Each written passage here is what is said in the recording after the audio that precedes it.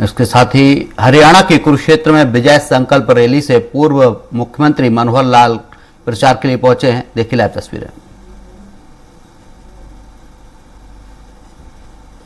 घंटी बजाते हुए दौड़ते हुए जाएंगे। गांव के लोग उठते, जिधर घंटी की आवाज आ रही है उधर दौड़ पड़ते। चोर आगे आगे घंटी लेके दौड़ रहे हैं, आदमी पीछे पीछे दौड़ रहे हैं। थोड़ी दूर के बाद उस घंटी को खेत में फेंक देते हैं। गांव के लोग अंधेरे में जाके घंटी ढूंढते हैं और घंटी देखते घंटी तो खुली पड़ी है, भैंस तो है नहीं। भैंस दूसरा चोर ले गया। चालाकी से उसने वो गांव के लोग उधर आने नहीं दिया। घंटी दूसरी साइड में ले गए, वो उधर चले गए। तो भाइयों बहनों, इनका जो घोषणा पत्र है ये सिर्फ घंटी है। आपको घंटी घोषणाएं जो है घंटी दे करके आपको उसी के पीछे दौड़ा देंगे और उसके बहाने से आपका वोट कैसे लेना है, ऐसे वोट चोर ये लोग वोट की चोरी करके अपने खाते में डलवाते हैं। मित्रों, आप लोगों ने सावधान रहना है, इस प्रकार की चालाकी से बचना है।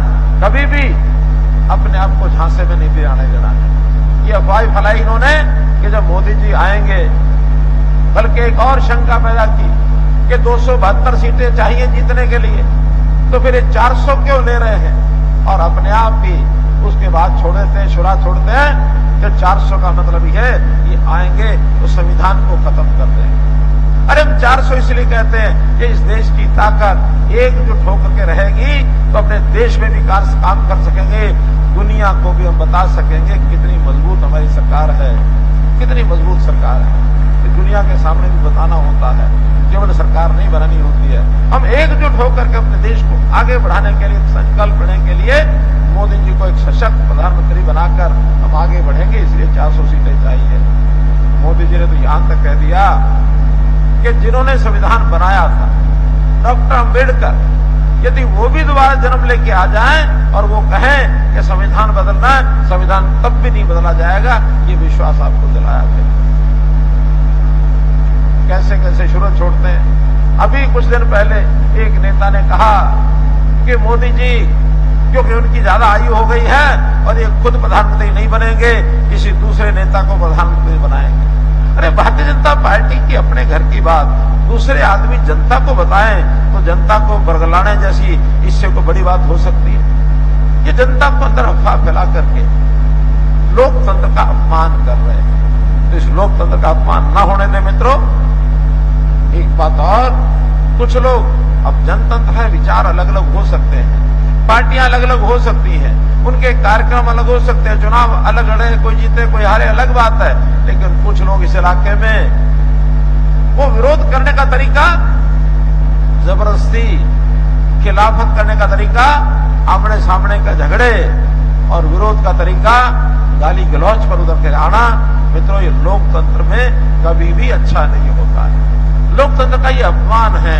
अगर इस प्रकार का कोई कर्तव्य है तो ये आपकी जिम्मेवारी बनती है, आपका दायित्व बनता, ऐसे लोग को आपको जवाब देना चाहिए। और जवाब भी कोई लड़ाई झगड़ा करके नहीं, आपको वोट की ताकत से ऐसे लोगों के खिलाफ जाना चाहिए जो पार्टियां उनको वैसा करने के लिए उकसाती है। और ये उकसाने वाली पार्टियां, आम आदमी पार्टी, कांग्रेस पार्टी, क्योंकि यहाँ कैंडिडेट जो कि आम आदमी पार्टी ने दिया है, तो इसलिए झूठ का बुलंदा सहारा ये आम आदमी पार्टी का नेता कितना बड़ा बन गया, कितना बड़ा घोटालेबाज बन गया।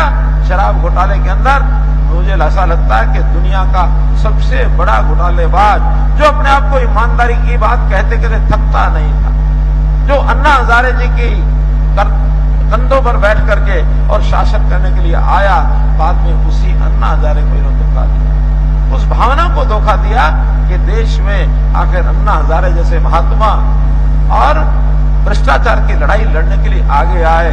अन्ना हजारे भी आज इनको गालियां देते हैं। अन्ना हजारे के खिलाफ इन्होंने कैसा मोर्चा खोला, इनके लिए शर्म की बात है।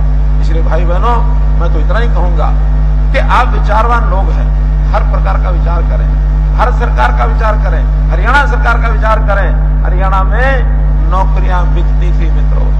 10 साल पहले रेट लगते थे, चपरासी की नौकरी इतने हजार में, क्लर्क की इतने लाख में, और जो कोई क्लास 1 का HCS का करोड़ों तक पहुंच जाते थे।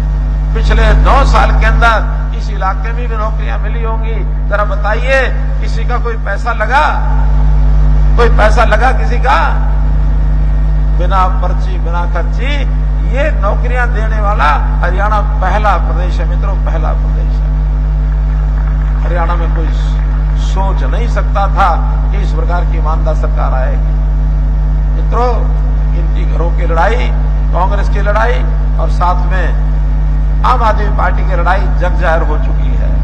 आम आदमी पार्टी के तो नेता एक एक करके जेल के शिक्षकों के अंदर जा रहे हैं और ब्लेम करने लगे। अभी 2 दिन पहले की तो खबर है कि अपनी ही पार्टी एक महिला को सीएम के घर में ले जाकर के बेइज्जत किया गया।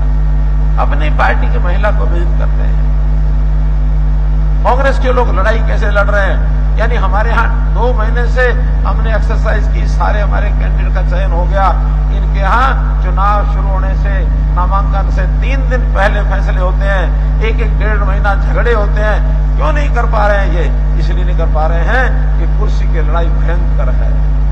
टॉप से लेके नीचे तक दिल्ली में माँ बेटा वो लड़ रहे हैं और हरियाणा में बापू बेटा ये अपने आप को पार्टी मान रहे हैं। वहां में माँ बेटा की पार्टी, यहाँ बापू बेटा की पार्टी। वहां की लड़ाई प्रधानमंत्री कुर्सी की, यहाँ की लड़ाई मुख्यमंत्री कुर्सी। ये इसी प्रकार की लड़ाई लड़ते रहेंगे। जबकि भारतीय जनता पार्टी में आपने देखा होगा 11 मार्च शाम को मंत्रिमंडल की बैठक बुलाई जाती है, 12 मार्च को विधायक दल की बैठक बुलाई जाती है। मनोहर लाल तुरंत इस्तीफा देता है, नए अपने मुख्यमंत्री का चुनाव होता है। 13 तारीख को मतदान, 13 तारीख को विश्वास मत विधानसभा में पारित हो जाता है और उसी समय मनोहर लाल इस्तीफा दे देता है। अपनी सीट पर वर्तमान मुख्यमंत्री नायब सिंह सैनी को करनाल से चुनाव लड़ाने के लिए ऑफर दे दी जाती है।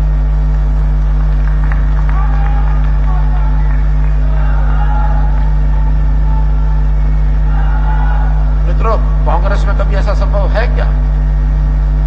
कांग्रेस में संभव है क्या?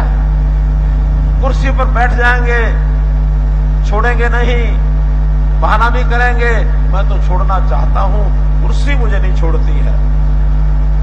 कुर्सी के साथ अपने आप को फेविकोल लगा के चिपका लेते हैं और कोई धक्के मार के निकाल भी दे उस कुर्सी को, कुर्सी से, तो फिर इनके कुर्सी पर बैठने वाले, एक ही कुर्सी पर बैठने वाले दर्जनों लोग हो जाते हैं कि फैसला नहीं कर सकते किसको बैठाएंगे। कभी कभी तो कुर्सी को उठा लेंगे, चारों टांग, 4 आदमी 4 ग्रुप पकड़ के खींचने लग जाएंगे, कुर्सी को तोड़ देंगे, किसी को देंगे नहीं। ये कांग्रेस का इतिहास है, ये कांग्रेस का इतिहास है। तो मित्रों, हम तो आपको सजग करने के लिए आए हैं और इसलिए एक मौका आया है। 5 साल के बाद हर 5 साल बाद आता है। अब लोकसभा का है, विधानसभा का आएगा। तो इस लोकसभा के चुनाव में 25 मई को आपने ध्यान रखना है कि आपने अपने यहाँ के प्रत्याशी, और प्रत्याशी के बारे में एक और बात कहूंगा, सेवा भावी, समाज की सेवा करने वाले, केवल यही नहीं पूरे परिवार के लोग, पूरा परिवार इनका सेवा भावी। तो नवीन जिंदल जी के नाम से कमल के निशान पर ज्यादा से ज्यादा मुहर लगा करके और आप अपनी जिम्मेवारी पूरी करें और 4 जून को भारतीय जनता पार्टी का पक्ष में कुरुक्षेत्र समेत 10 की 10 लोकसभा सीटें भारतीय जनता पार्टी जीते, करनाल की विधानसभा सीट जीते। तो उसी में से एक जो विषय जनता में चल पड़ा है, क्या 25 मई कांग्रेस 25 मई गई, 25 मई कांग्रेस गई, 4 जून आई भाजपा जनता को भाई, 4 जून आई भाजपा जनता को भाई। तो मित्रों, इस दायित्व को आप करिए। आज हरियाणा प्रदेश की सभी 90 के 90 विधानसभा सीटों का अभियान, जो रैलियां चल रही हैं, वो संपन्न हो जाएंगी। अभी आज ये 89 यानी 89वीं सीट जिस पर आज रैली का ये आयोजन हो रहा है, केवल एक रैली अभी जुलाना की बची है।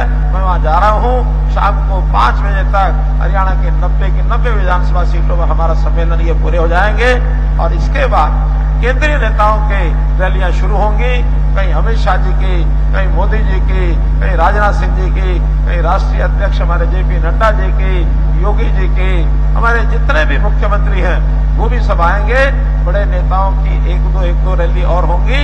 उन सब रैलियों के लिए जब भी सूचना मिले तुरंत अपने साथियों को, जनता को लेकर वहां पहुंचना और उनका संदेश जरूर सुनना है। और उसके बाद 23 मई को प्रचार अभियान समाप्त हो जाएगा। 25 मई को पोलिंग, सुबह सुबह उठकर नहा धो करके मतदान के लिए, पहले मतदान फिर जलपान, पहले मतदान फिर जलपान। मतदान करें, उसके बाद जलपान करें। मतदान ज्यादा करें और भाजपा के हक में करें। बहुत बहुत धन्यवाद, बहुत बहुत आभार। धन्यवाद माननीय मुख्यमंत्री। अब ज्वाइनिंग के सभी साथियों से अनुरोध है 5 मिनट का और इंतजार करें। सभी साथी अपने अपने स्थान पर बैठे रहे। 5 ज्वाइनिंग के कार्य